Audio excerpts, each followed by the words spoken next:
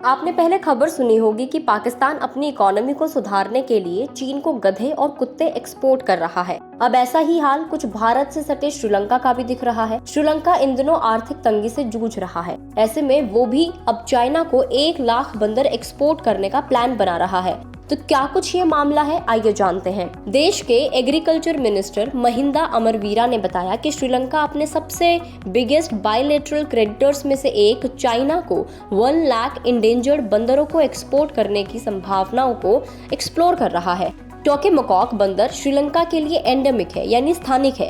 मतलब ये कि ये बंदरों की ये स्पीशीज सिर्फ श्रीलंका में ही पाई जाती है और international union for conservation of nature IUCN की रेड लिस्ट में इन्हें एंडेंजर्ड क्लासिफाई किया गया है। चीन ने श्रीलंका से 1 लाख बंदरों को भेजने की गुजारिश की है। चीन अपने यहाँ ज्यादा से ज्यादा बंदर लाना चाहता है और वो इस पर खूब पैसा भी लुटाने को तैयार है। इस मामले में चीन के साथ 3 दौर की बातचीत पूरी हो चुकी है।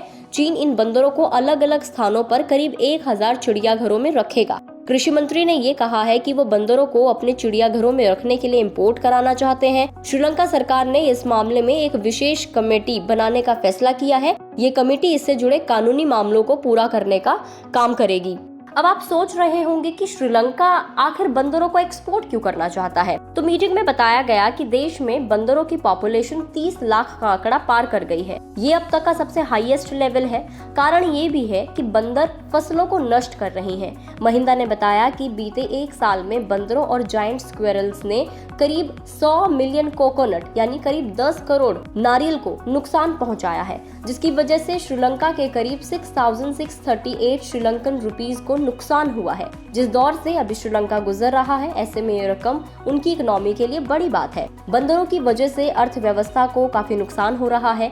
लोकल एडमिनिस्ट्रेशन बंदरों की पॉपुलेशन को कम करने के लिए कई तरह के उपाय भी अपना रहे हैं। दूसरी तरफ श्रीलंका की सरकार ने फसलों को खराब करने वाले जानवरों को मारने और शिकार करने की अनुमति भी दी है। इसमें बंदर समेत 6 अलग अलग प्रकार के जानवर शामिल हैं। वैसे तो श्रीलंका अपने यहाँ लाइव किसी एनिमल के एक्सपोर्ट पर बैन लगा चुका है, लेकिन चीन ने ये डिमांड तब की है जब ये देश इकोनॉमिक क्राइसिस का सामना कर रहा है। हालांकि श्रीलंका ने कई जीवों को इस लिस्ट से बाहर निकाल दिया है, जिसमें बंदरों की 3 प्रजाति मोर और जंगली सुअर शामिल है। अब चूंकि श्रीलंका पहले से ही चीन के कर्ज में डूबा हुआ है, तो उसकी डिमांड ना मानने की गलती श्रीलंका कभी नहीं करेगा। इस बीच कुछ लोगों को ये भी डर है कि चीन इन बंदरों को खाने के लिए भी इस्तेमाल कर सकता है।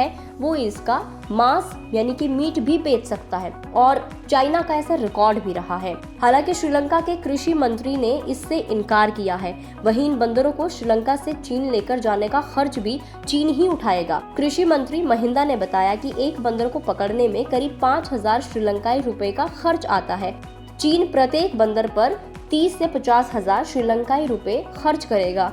ये पैसा बंदर को पकड़ने, जांच करने, पिंजरे में रखने और चीन ले जाने में खर्च किया जाएगा। अब श्रीलंका में इसको लेकर प्रोटेस्ट भी हो रहे हैं। श्रीलंका के एनिमल राइट्स ग्रुप इस प्रपोजल पर ऑब्जेक्ट कर रहे हैं। वो बंदरों के प्रॉपर पॉपुलेशन सर्वे की डिमांड कर रहे हैं, जो कि 40 साल से नहीं हुआ। उनका ये भी कहना है कि चाइना को इतनी बड़ी संख्या में बंदर क्यों चाहिए। क्या वो इन बंदरों का इस्तेमाल मीट, मेडिकल रिसर्च या किसी अदर पर्पस के लिए करने वाला है। इन बंदरों का इस्तेमाल अगर मांस के लिए होता है तो मुनाफा कमाने के लिए चीन को एक बंदर कम से कम 1 लाख में बेचना पड़ेगा। वहीं अगर चाइना धोखे से इन्हें लैब टेस्ट के लिए इस्तेमाल करता है तो ये कहीं ना कहीं वर्ल्ड के लिए भी खतरा बन सकता है, क्योंकि कोई नहीं जानता कि चीन किस लैब टेस्ट के लिए, किस मेडिकल रिसर्च के लिए इसका इस्तेमाल करेगा और वो किसके लिए खतरा बन सकता है। हालांकि कृषि मंत्री महिंदा का कहना है कि उन्होंने ऐसा कोई फैसला अभी तक लिया नहीं है, यानी इस पर कोई भी फाइनल डिसीजन अभी तक बन नहीं पाया है। अब आप कमेंट करके ये बताइए कि अपनी इकोनॉमी के लिए क्या श्रीलंका को